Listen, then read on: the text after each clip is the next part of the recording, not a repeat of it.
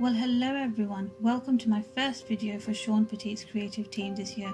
I am super excited to share with you today a piece that is jam-packed with mixed media techniques. There is something here for everyone. So let's begin. Now I've gathered all my supplies with me, and you will find a list of all the supplies that I have used for this mixed media work below the video. So what I'm doing, I'm grabbing hold of the stencil, the acrylic paints, modeling paste, and you'll see a new mixed media over here, which is ground rice, which is from my kitchen cupboard. I wanted a textury pumpkin. So what you saw here was me penciling out on my paper a rough idea of what I wanted my mixed media piece to look like. So what I'm doing over here, I've squirted out some modeling paste, some acrylic paint, and I added the ground rice. You can't really see anything over here, but when you mix it, you can hear it, the grinding, you can hear it. And so I'm mixing that all up on a scrap piece of paper, just mixing it all up. And I'm going to use Shawn Petite's pumpkin stencil, and this is my first ever project doing something with pumpkins. So I was naturally really excited. So I'm adding my modeling paste onto a piece of A4 paper over the stencil, and I'm using orange and a bit of red and some yellow for some different shades here and there. And this is really simple looking pumpkin, but you will get to see towards the end of the video how I add more detail to give the pumpkin more character, let's say. So when I lifted that up, that was so satisfying. I really liked it. Yes, I've got lots of thumbs up in my video because I had lots of those thumbs up happy moments throughout this whole piece. Now, gelli printing. Who doesn't love gelli printing? It's one of my favorite things. I always feel like a little child in school playing about with gelli prints, and it was just so fun getting my hands all in with this. So I've chosen some scrap paper. I've got my gelli print, gelli print over here, and I've got some acrylics and my brayer, and I'm just adding some interest in the background with all of the stencils that I have from my stash, including some that I have from Shawn's collection as well. And all I'm doing is I'm just having fun. I'm having lots of fun, lots of colors, lots of textures, and just creating lots and lots of interest. Now what these are going to become, these sheets that I'm creating with the gelli print and the stencils, these are going to be turned into my autumn leaves, and you will see how I do that. This stencil I just used, I handmade it. I have put a link below as well, so have a look at how I made that. Yeah, so I'm just carrying on having lots and lots of fun and creating lots of different backgrounds. And as you can see, with gelli print you don't need a lot of acrylic paint. A little goes a long way, and you can just add so many different types of colors and just play. The gelli prints, when you play with them, nothing is ever the same. You cannot create the same image twice, for example, unless if you're really meticulous. That's just something you can try to have an adventure with. But I just love gelli printing. It's one of my favorite things to do, and I'm sure if you were to try it, if you've never tried it before, you would also enjoy it as well. It can be quite addictive.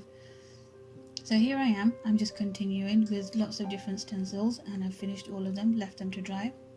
And I've got my sheet over here, and I am adding with a foam brush some gesso, so that when I add my acrylics, they can spread on the page nicely and smoothly.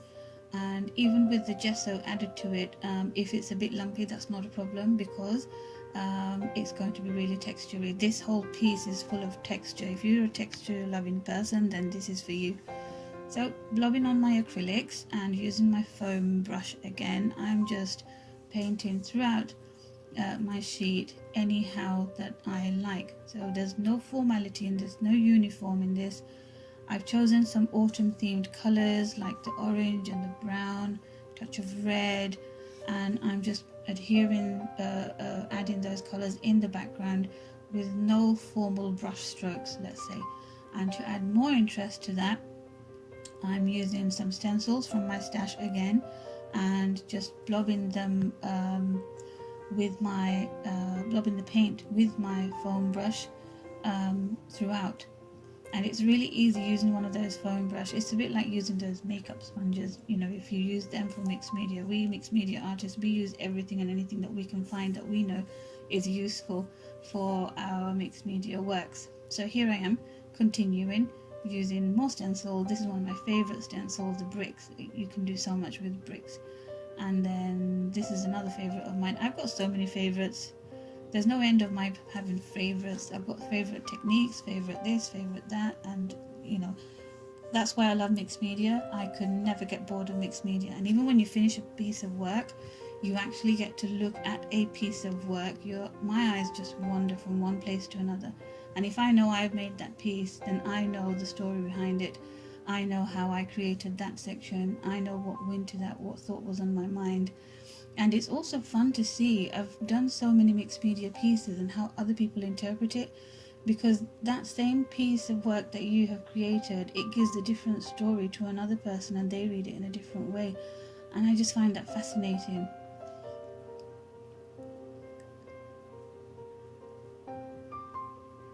There we go, another thumbs up. So what I'm doing over here, I'm using my fingers and some gesso and adding little sections around my piece.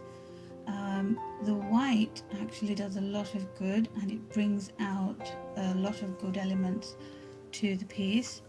And it was fun actually using the finger, the gesso, and the image just came out perfectly. I like this leaf, particularly the last one, and it's just bringing the whole page together. And then on different occasions I use a wet baby wipe and just let's say blend it in. Now one of my favorite techniques I'm doing over here, just random stamping with random stamps that I have from my stamp collection and adding more interest to the background. And you will get to see I do the same with those jelly prints that I have done as well.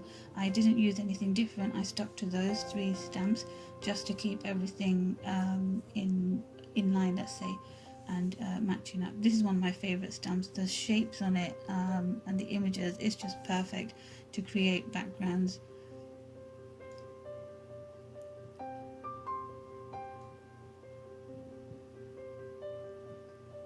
There are my jelly prints all dried, and I'm going to stamp them up to add more interest to them.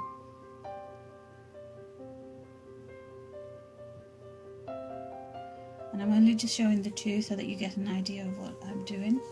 Now coming back to my main piece, it's dried and I'm washing it down with watered down brown acrylic paint because my background is vibrant. I want it still there, but I want to push it slightly to the background, and that colour, that wash down, does the perfect job. Now here's a new technique that I learned, and I always watch Shawn do it in her videos, and my hands have always itched to try this technique, and this was like the perfect opportunity. It's so much fun to create this kind of textury background, and when that leaf popped up when I did that, that was just amazing. But it goes underneath my quote at the end, but at least I have it on video, so that's a good thing. So I'm just blending in the work, the gesso properly with the background. Now this is one of Shawn's new stencils, and I really like this. It's so large and bold and it's very tily, and I didn't want it fully on the piece. I wanted it in kind of a patchwork way, and it just came out perfectly beautifully, and I really like it. Here comes another favorite technique of mine. I love my splashes, and if only you can imagine the mess that I have created when I do splashes on my desk or wherever I work. But the splashes are something unique that brings the work together, and it binds everything together. And I'll be doing the same actually on my leaves as well, you will see shortly. So here's my stamp, my leaf stamps. They're my favorite stamps. I've done so much work with them, and I'm stamping the 3 stamps in that collection onto each of those sheets. That's what I'll be doing. So I'm just showing you one so you get the idea of what I do with all of them. and my work is dry. So my work is dry and I'm just having a feel of it. The texture feels so good on my hand. And okay, I'm here with my die cutting machine and the dies, the leaf dies that come along with it. And again, I'm showing you one sheet so that you get the idea. I'll be cutting a bunch of leaves out with these dies, and they actually came out so good. They look like real leaves. I was super happy with them.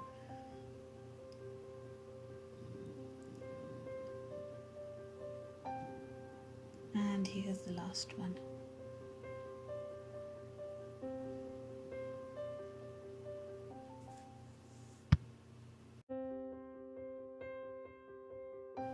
And so here I am ready with my leaves. There's just something missing, and I'm just going to add some splashes with my white gesso. To do that, I'm watering down the gesso and doing some splashes with my brush. And that just helps the leaves look a bit more complete, and it matches with the work that I have created. Now my pumpkins are dry, and to dry them I used a tray that I had heated up on my cooker hob, and they have dried from beneath completely, and they are dried fully enough so that I can actually cut them around, and you'll see later how easy it is. In the meantime, I'm getting my quote ready for my piece. So as you can see here, because it's completely dry, the pumpkins, I can cut them out peacefully without having any issues with them and without ruining them. And you'll see later on how I give these pumpkins more character with my watercolor pastels, with my white Posca pen, and with the black charcoal pens as well. So what I'm doing over here, everything of mine is ready, the leaves, the pumpkins, the quotes, and I'm just cutting the edges from the quote to match with the work. And you'll see me do this a lot, laying them about and just making sure that I'm happy with the complete final look. Now before I adhere everything on, my edges, my borders looked somewhat incomplete, and what I'm doing is I'm going in with my watercolor pastels and adding a shade of brown and adding a shade of black as well to enhance the look, give it the border, and to finalize it. I wouldn't have been able to do that actually, and you'll get to see why, is because I adhere the leaves right up to the edge, to the border.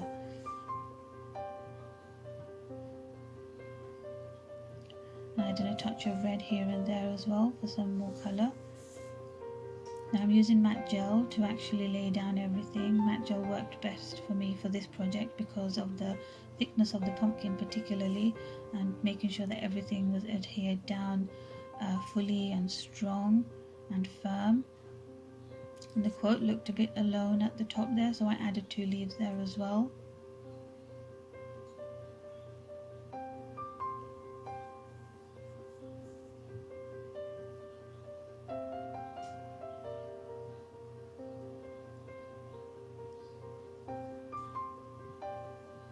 Now I'm laying down all of my leaves. Before that, I'm adding character to my pumpkin, as I mentioned earlier, with my watercolor pastels and using a wet brush, and I'll be going around the borders as well.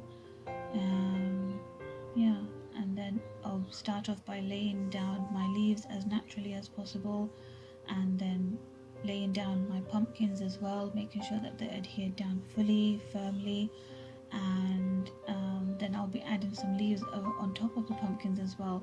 And some of them you'll see I've done completely flat, and some of them I've left a bit not adhered completely, because I wanted it to look as natural as possible, as if they were real leaves that had fallen on the piece. And I got to use all of my leaves actually, I didn't leave a single one behind.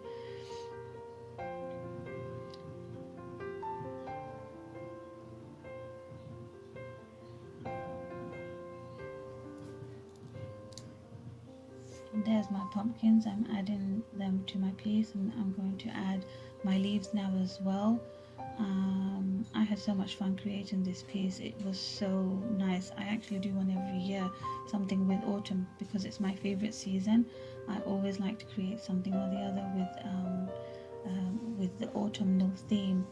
So I'm going to add all the final details, you know, the stump, the gesso, the clear gesso, to enable me to add those details. I'm going to go in with my white Posca pen as well to add a border around the piece, because at the moment you're looking at this and it doesn't look complete. So the white Posca pen and the border that I, you know, scribble on makes it again more complete.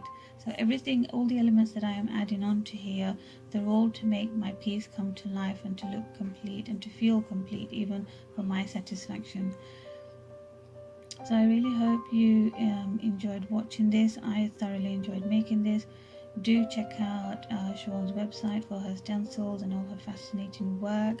I'm really grateful for Shawn and her team to accept me and her team over here. And do check out the details below for the supplies and everything else. And I'm looking forward to creating more and sharing them with you. And I hope to see you all next time with more projects, more work, more fun, and more techniques. So with that, I will wish you a happy autumn, and I'll see you next time. Bye for now.